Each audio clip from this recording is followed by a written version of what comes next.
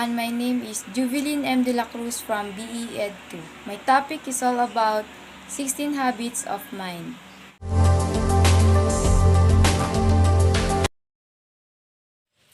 A habit of mind means having a disposition toward behaving intelligently when confronted with problems, the answers to which are not immediately known. When humans experience dichotomies, are confused by dilemmas, or come face to face with uncertainties, our most effective actions require drawing forth certain patterns and intellectual behavior. When we draw upon these intellectual resources, the results that are produced are more powerful, of higher quality, and greater significance than if we fail to employ those patterns of intellectual behaviors. The 16 Habits of Mind, problem-based learning and project-based learning provide a rich opportunity for students to deepen their knowledge, expand their repertoire or technical skills, and enhance their appreciation of thinking tools, processes, and strategies. Number 1 is persisting. Have students identify characteristics of persistence shown by individuals in well-known events, or imagine what might have occurred if more or less persistence was shown in a given scenario. Number 2. Managing impulsivity. Model the use of patience in the classroom, including wait time during discussion, or using helpful sentence stems that reflect intentional choice, such as after reviewing of all possible solutions. Number 3 is listening to others with understanding and empathy.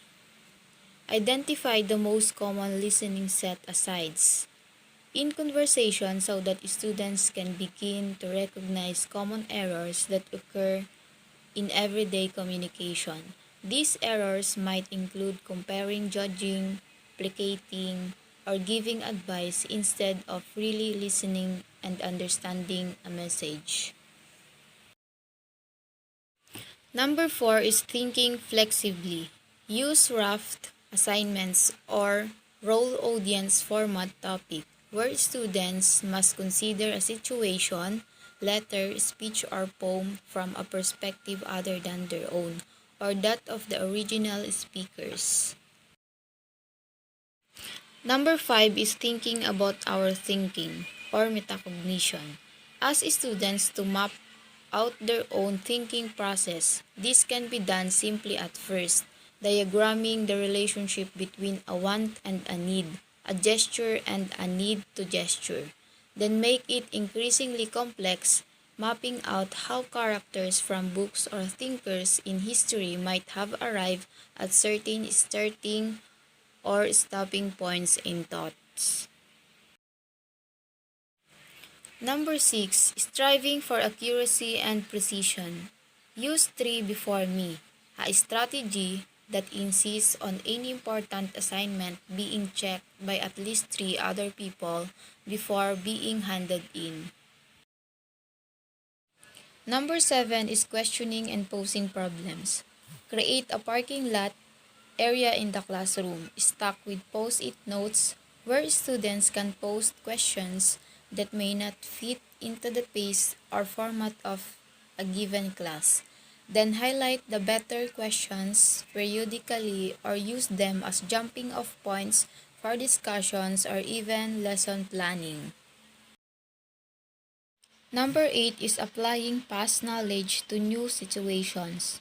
Use questions stems like, what do you remember about? When have you ever seen anything like this? Or tell me what you know about. Whether you consider this activating schema, prior knowledge, or simply getting students more comfortable and in tune with what they already know, it can be a huge boost to the learning process. Number 9 is thinking and communicating with clarity and precision. Remind students to avoid the vagueness and abstraction and imprecision of terms like always, never, all, everybody, teachers, celebrities, technology, they, we, should, and must. Post these kinds of words or phrases where students can be reminded of them and know to avoid them, and hopefully know why they should avoid them. Number 10 is gathering data through all senses. Playfully allow students to cite sources from sensory data in addition to traditional textual sources. Also consider including the compelling use of such data in a rubric for formal assessment. Number 11 is creating, imagining, and innovating. Offer persistent sources of inspiring thought, design, art, or multimedia through writings prompts, discussion points, or simply as a daily class closure. These models not only creativity but also expertise and is readily available on YouTube, Pinterest, and Instagram. Number 12 is responding with wonderment and awe. Don't just allow opportunities for student choice in topics, formats, or learning pathways. Insist on it. Refuse to move the class forward until they are bringing their own passions into the learning experience. Number 13 is taking responsible risks. Create an environment where failure is analyzed, not punished. Number 14 is finding humor. Point out humor where it is not immediately apparent, especially in stories and examples from your own life. This can help establish the relativity of things, which supports more accurate analysis. Humor makes everything better. Number 15 is thinking interdependently. Using digital and social media imposes at least a topical need for interdependence from the beginning.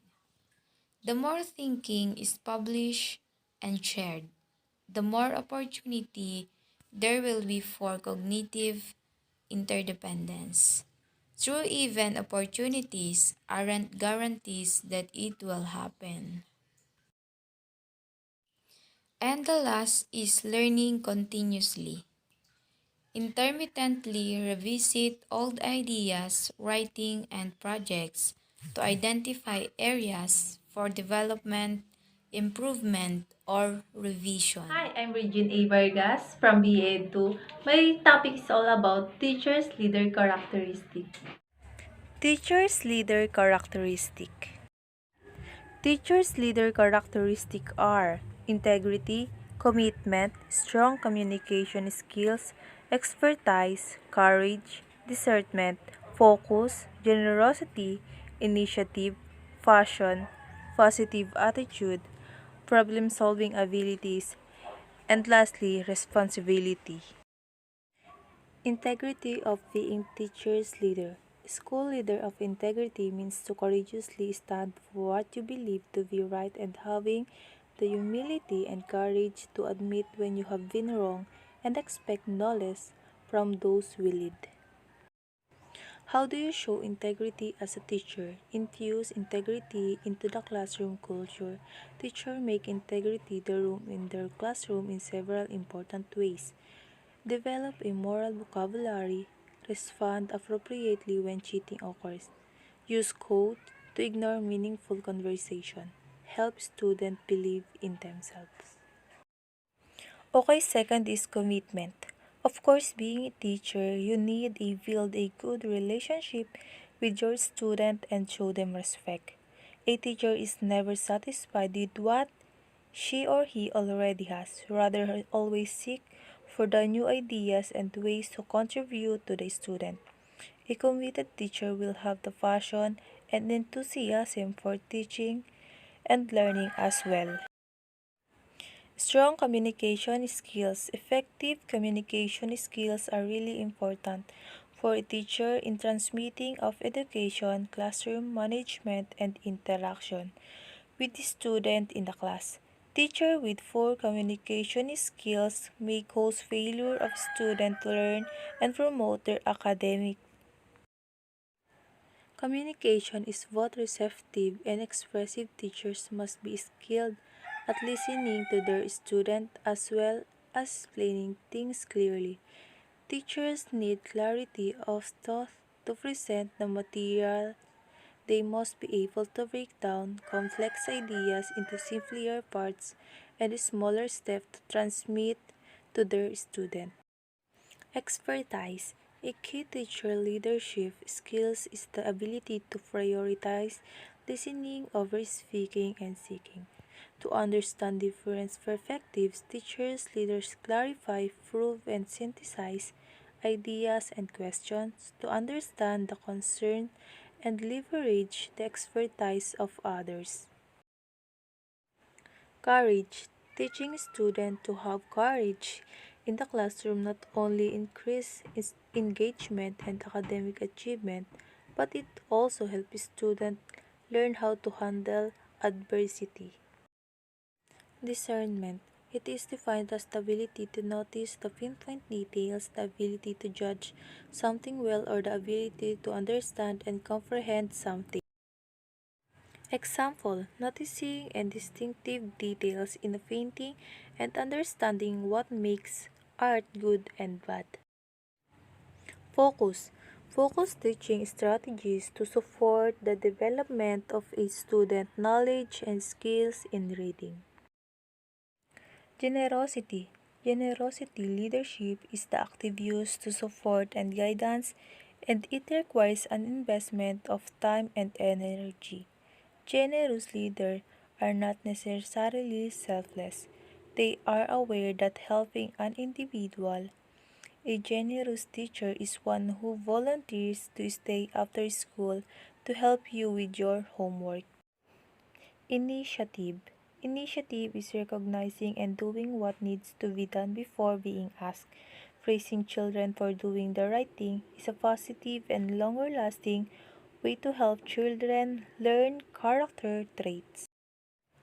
Passion. A passionate teacher is someone who is in love with a field of knowledge, who is deeply involved with that issue that change our world, and who is drawn to the dilemma and potentials of young people who come to class every day.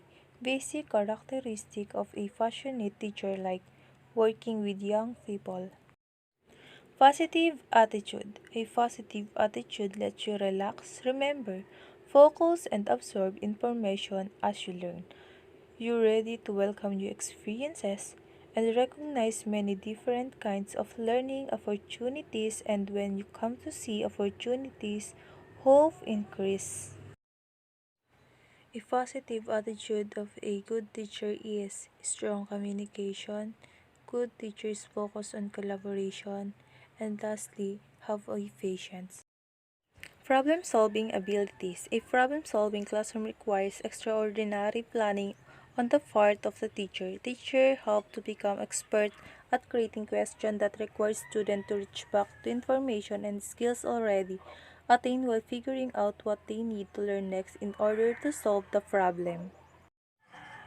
Responsibility. A teacher is responsible for preparing lesson plans and educating students at all levels.